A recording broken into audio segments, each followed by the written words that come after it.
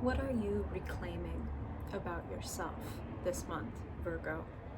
Spirit is offering you that as a theme, as a guidepost. And I get the sense that this isn't the first time. Like, this isn't the beginning of this reclamation process. This is like an acute or a high point of a reclamation process, like reclaiming your sovereignty, like reclaiming a part of yourself that you left behind totally unconsciously in a previous relationship. Like, oh, I don't trust people anymore. I left that with that motherfucker 3 years ago. No, I reclaim that part of myself. I'm going to take it back. Maybe I gave, my power or my ability away even in childhood. No part of you, Spirit is saying this, no part of you can ever be lost. It's always available for reclamation. Your innocence or what have you, your wisdom. Now Spirit is talking about something else. Let me pick up and show you. Also, let me just say hi. Hi, Virgo. Welcome to Zero's Journey. I'm Madeline, if we haven't met before. Obviously, I am a tarot reader. I'm an astrologer, more than 20 years doing this thing. And here on this channel, we use a compass of courage, curiosity, compassion, and creativity to get where it is we're trying to go by being exactly where the fuck we are. A little bit like reclaiming, right? So every month, before I get into the story of your month and kind of, where you are and where you're headed, Spirit wants to offer you an orientation point, something to come back to time after time. If you have a question about what to do next or how should I be feeling or what you come back to reclaim. Now notice these wild primal jaws holding these wands, overseen by the moon, a waning moon. What has been lost that needs reclaiming? The other thing that Spirit was talking about was your medicine, your gifts, your skills. We are reduced, distilled, monocultured into losing sacred wisdom.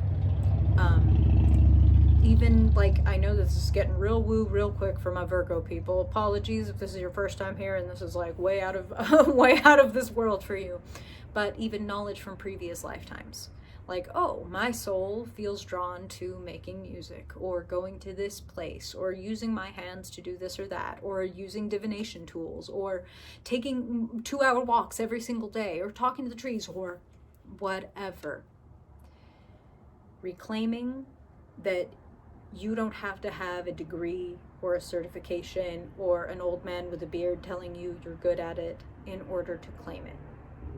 If you know that you're here to provide something, to do something, to create something, reclaim that shit. Don't wait for somebody else to tell you that it's okay for you to have it. Got it? Got it. Snatch it from the jaws of bullshit and hierarchies and gatekeepers and reclaim that shit. It is yours, and it always was. So with reclaiming our space, our time, our sovereignty, ourselves in mind, let's get into the story of your month, Virgo. Spirit, what do my Virgo people, my Virgo brothers, sisters, non-binary, family need to know in the month of February for their highest good? What themes, what energies, what potentials, what pitfalls do you want to bring Virgo's awareness to in the month of February? What's going on with them, Spirit? What do they need to know for their highest good? For the greatest sense of joy, peace, security, abundance, fulfillment possible and available this month for Virgo people, Virgo sun, Virgo moon, Virgo rising, Virgo dominant people. Spirit, what do Virgos need to know in the month of February for their highest good? Virgo sun, moon, and rising for their highest good. Let's see what we got here. Perfect. Always is. Okay. Spirit, looking at Virgo's life in the month of February. Where are they in the plot? Where are they in this chapter? And what do they need to know about the past, the present to walk into their best possible future. Beautiful. Wow. Wow. Look at you in your power, Virgo. Reclaim. Wow. Beautiful, beautiful, beautiful reading. Wow. All right. Virgo, look at you in your power. Where you find yourself, the Hermit, the Virgo card, just to make it clear, in tarot, all the cards are the signs are represented in the cards, and this is your card. So the Hermit, it's not about being all alone and by yourself, but it is about holding a sacred container for just you.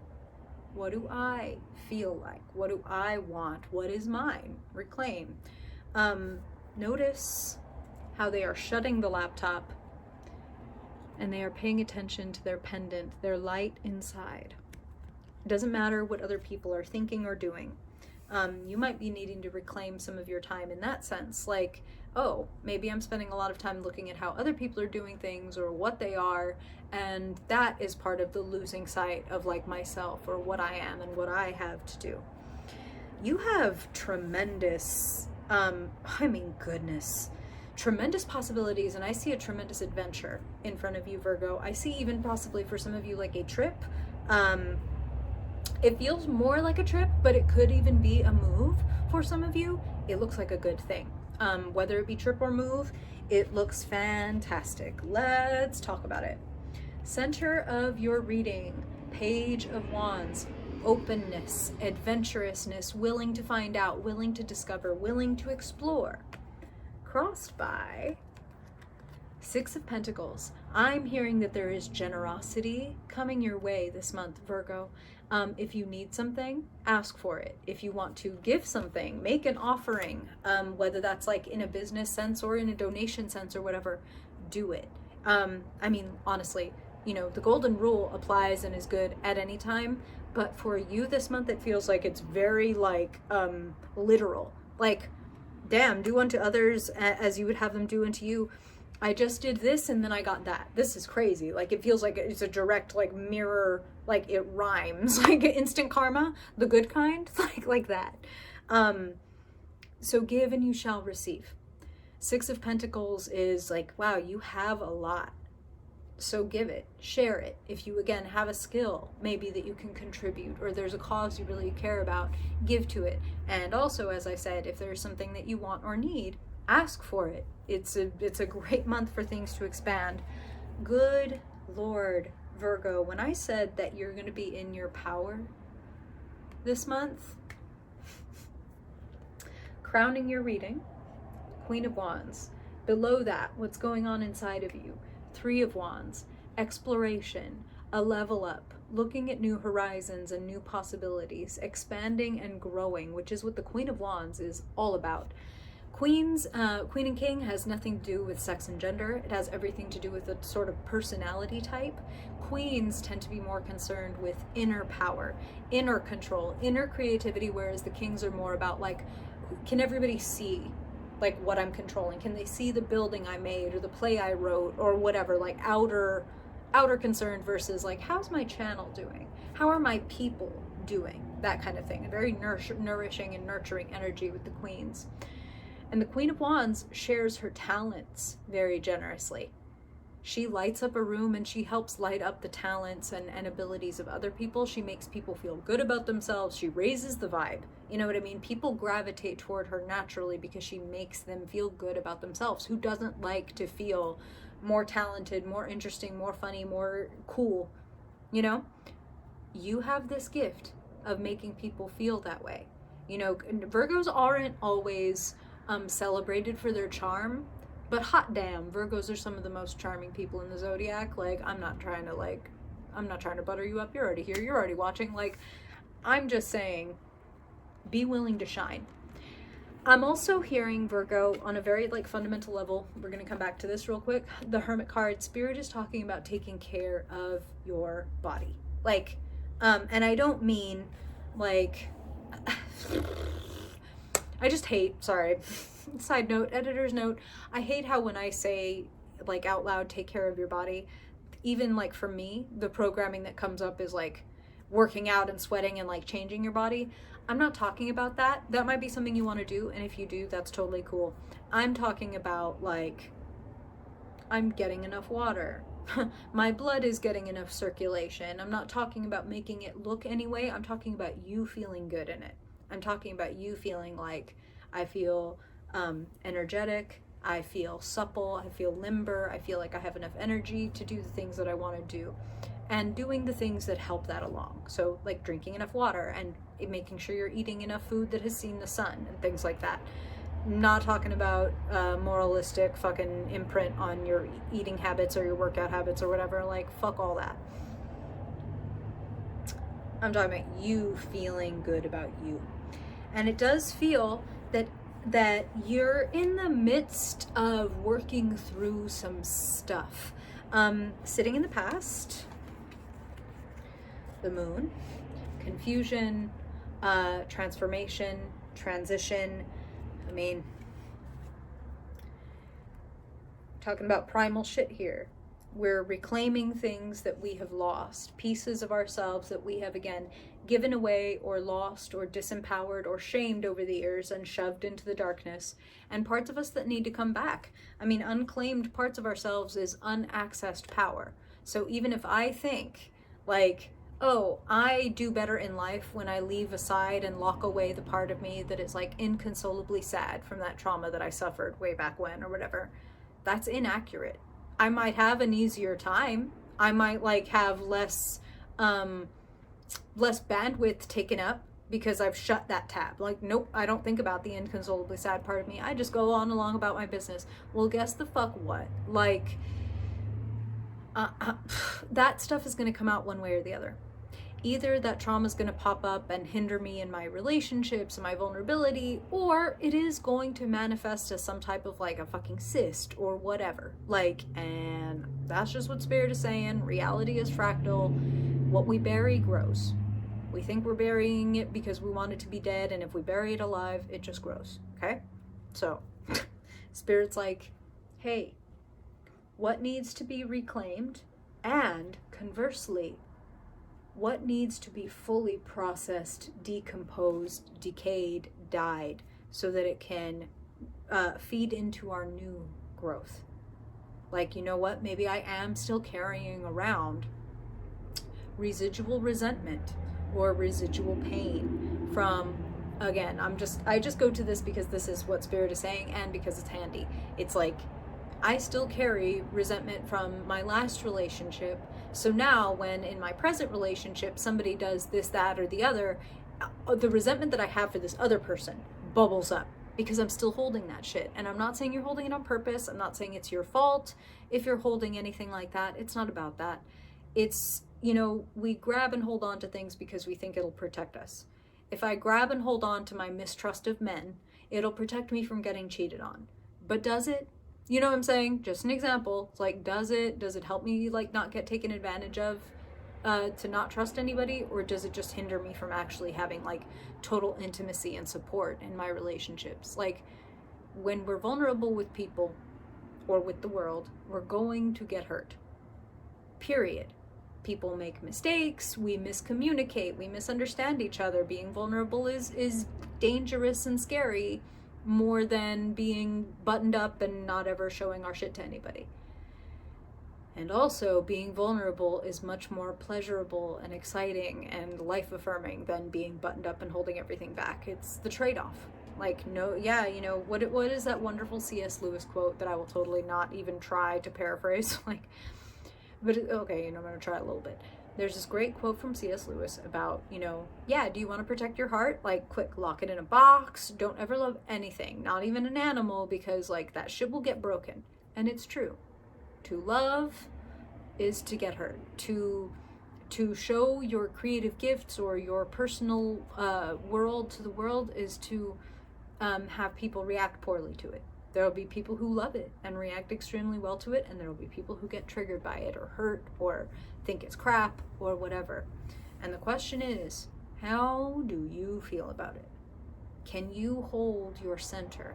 Or is any old resentment or old insecurity or whatever coloring and moving you out of your center? That stuff wants to be worked through, decomposed, broken down, so you can be free. So any shame you have, any blame you have for yourself or for others wants to be worked through, shifted. Something beautiful and new wants to come into your life, and this is why Spirit is asking you to clear away. Look at you reclaiming your inner fire, your passion, your energy, your intuition, reclaiming your love, your innocence, your fullness, intimacy, freedom, availability. And look at your beautiful fucking future, Virgo. The Star and the Four of Wands. Just a note. The past, the future.